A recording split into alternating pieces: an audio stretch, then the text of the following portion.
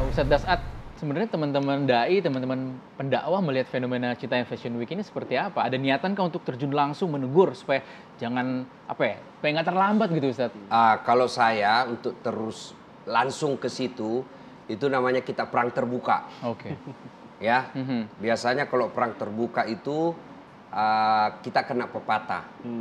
Kalah menang sama-sama, menang jadi abu, kalah jadi arang. Jadi caranya harus penuh strategi. Ya, salah satu strategi seperti ini. Ya, kemudian kita dekati, dibikinkan aturan-aturan. Kalau saya di Makassar, kita ada juga tuh, tapi jauh-jauh sebelum ada seperti ini. Fenomena yang disebut Car Free Day. Ya kan? Nah, itu kan ditutup jalan. Di situ mulai banyak orang gerombol. Maka saya ajak teman-teman, ya, gimana tempat berkerumun seperti ini kita jadikan wahana tempat dakwah. Maka kita punya juga, ya, dakwah on the street. Dakwah kita ibaratnya beda, tak cara di mimbar, ya, cara di masjid dengan di jalan. Nah, kita ajak mereka. Nah, kalau sudah lihat seperti ini, ya mungkin tidak perlu ceramah. Tapi kita hadir di tempat itu. Ya, misalnya sekelompok 5 orang mubalik datang ke tempat itu, lihatin saja. Mudah-mudahan dengan kehadiran kita dan menyaksikan mereka memulai rasa malu. Ya, rasa malu mulai mungkin membatasi.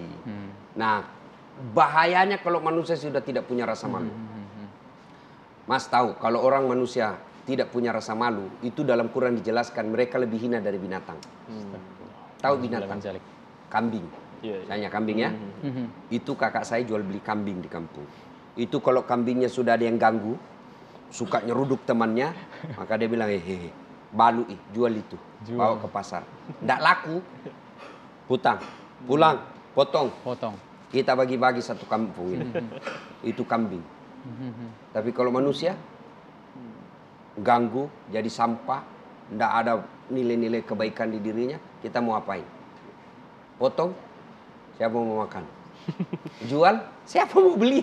Ya kan? Itu yang disebut mereka lebih hina dari binatang. Maka di sini pentingnya kita mengajak mereka. Jangan mengeksploitasi.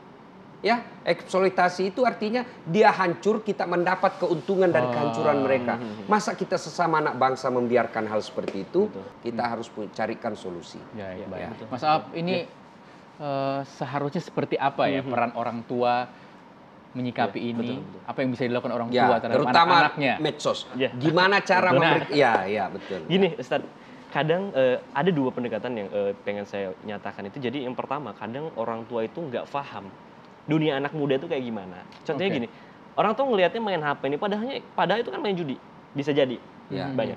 Jadi yang pertama itu orang tua sebaiknya memahami, ya, atau minimal belajar lah apa yang dilakukan anak itu sih di internet.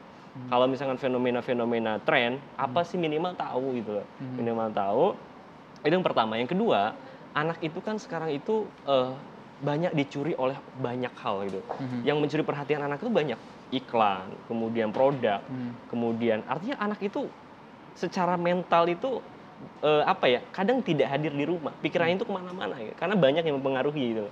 Nah, maka jadilah orang tua yang bisa mengemas sebetulnya. Lakukan pendekatan pada anak, agar anak itu bisa percaya pada orang tua. Kadang kan sekarang tuh banyak anak-anak yang gak lagi percaya, gak lagi percaya sama orang tua. Bahkan mereka itu susah untuk ngobrol dengan orang tua. Ustadz, mungkin boleh disimpulkan ya fenomena Citayam Fashion Week ini, anak-anak SCBD ini. Ya, terima kasih. Menjadi orang tua bukanlah pekerjaan yang gampang. Karena hanya perlu ilmu. Apalagi zaman banyak medsos.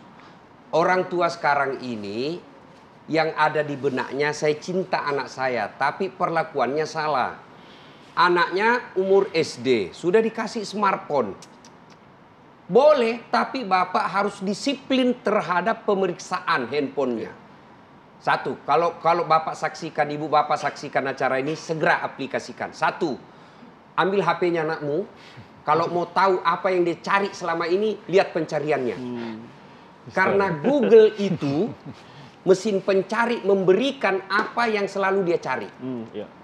Ya, kalau begitu kalau cek, ternyata banyak gambar porno. Berarti selama ini anakmu selalu dicecoki otaknya dengan gambar porno. Apa istilahnya, mesin pencari kan? Iya, Story, iya. story. Story, lihat itu. Yang kedua, berikan dia di aturan kedisiplinan. Di rumah, handphone harus ada sama bapak. Di rumah, handphone ada sama ibu. Aturan ketiga, bapak ibunya harus tahu passwordnya anaknya. Begitu anak tidak mau diperiksa HP-nya, itu sudah mengindikasikan ada sesuatu yang tidak bagus tentang fenomena Citayam ini. Ini harus menjadi kepedulian dari kita semua, terutama kepada pemerintah dan anggota DPR yang diberikan takdir oleh Allah untuk mengatur negara ini. Mari pikirkan keselamatan anak-anak kita. Kreativitasnya kita hargai, tapi harus juga arahkan agar kreativitasnya itu dapat bermanfaat buat dirinya, bangsa dan negara. Jangan sampai kita abai sehingga kreativitasnya kita biarkan merusak dirinya dan masa depan bangsa kita. Semoga ada manfaat. Saya Dasat Latif. Assalamualaikum warahmatullahi wabarakatuh. Waalaikumsalam warahmatullahi wabarakatuh. Semoga ngobrol perihal iman kita hari ini bermanfaat. Terima kasih Mas Apel Karimi dan juga Ustadz Dasat Latif. Kita lanjut ngopi, dihabisin dulu Ustadz. Ngopi lagi. Ngobrol perihal iman.